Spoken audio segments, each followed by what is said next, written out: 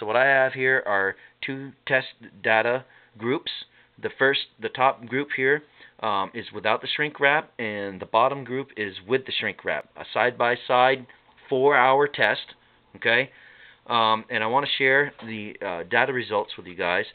For the non-shrink wrap test results, at 2 hours, I was already up to the maximum operating temperature here of 93 degrees Celsius. On the shrink wrap design, after 2 hours, I was only up to 64 degrees Celsius for about the same voltage. Okay. I also have output numbers here for you.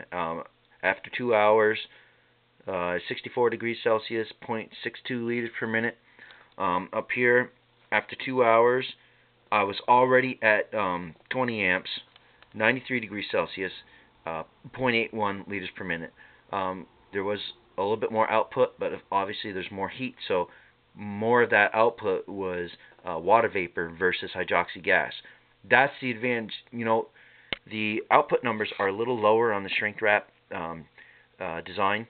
However, more of the volume of the output with the shrink wrap design is actual hydroxy gas, and less of it is water vapor. Okay, so after 4 hours on the shrink wrap portion of the test, I was at 25.4 amps with a starting current of 9.3 amps.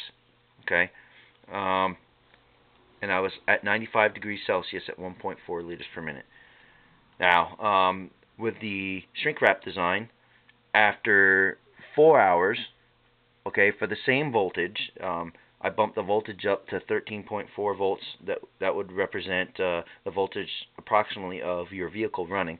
Also up here, same thing, about 13.3 volts. Okay, down here 13.4 volts.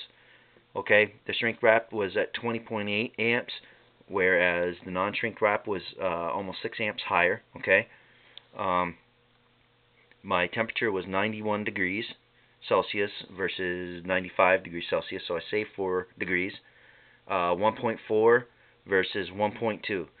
Okay, so 0.2 less water vapor is how I interpret that result. So less water vapor, more hydroxy gas. And the thing also that I want to point out here is that I was already at my maximum operating temperature after 2 hours, okay, with the non-shrink wrap version. With the shrink wrap version, okay, after 2 hours, I was only at 64 degrees Celsius. After 3 hours, I was at 83 degrees Celsius. It took the entire 4 hours to reach my maximum operating temperature of around 90 degrees Celsius. Okay, do you see the point here? After 2 hours, I was at the maximum versus 4 hours. So essentially, I doubled the operating time and I halved the maximum temperature operating time by wrapping the cell in shrink wrap. So, and also, you can see there is a more even current spread. Started off the test here at 5 amps, ended up at 20.8 amps. The shrink wrap version, this data point here was at 15.6 volts. This one here is at 5.8. Was at 12 volts, 5.8 amps. I bumped my battery charger up for that data point right there. This is the real data point, the top one. So basically what I'm saying is we started off at about the same amperage, okay, about 5 amps. I ended up at 26 amps here and 21 amps there. So I saved myself 5 amps. Also notice after 2 hours I was already at the 20 amp mark, and at 2 hours here I was half of that. Okay, so basically what I'm trying to show you here with these data points is that the heating slowed. Okay, I slowed down also because heating and amperage are proportional to each other. By slowing the heating, I also slowed the current draw.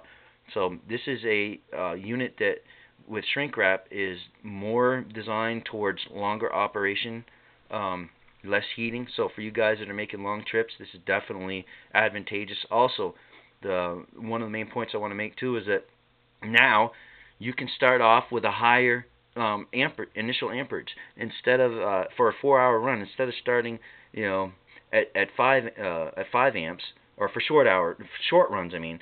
Like if you only do 2 hours, you don't have to start at 5 amps. Because after 2 hours you're only going to be up to 11 amps. So now you could probably start more like 10 amps, okay? And you would end up at the end of 2 hours at your 20 amps. Versus with the old design, if you start at 5 amps, after 2 hours, you're already up to your 20 amp maximum. Okay, what this means is that during the 2 hours, if you shrink wrap the cell, you're going to spend more time at your operating current than you would with the old design. Because remember, amps is proportional with output. So the slower that you reach your maximum amperage, the more of that time you spend making more gas.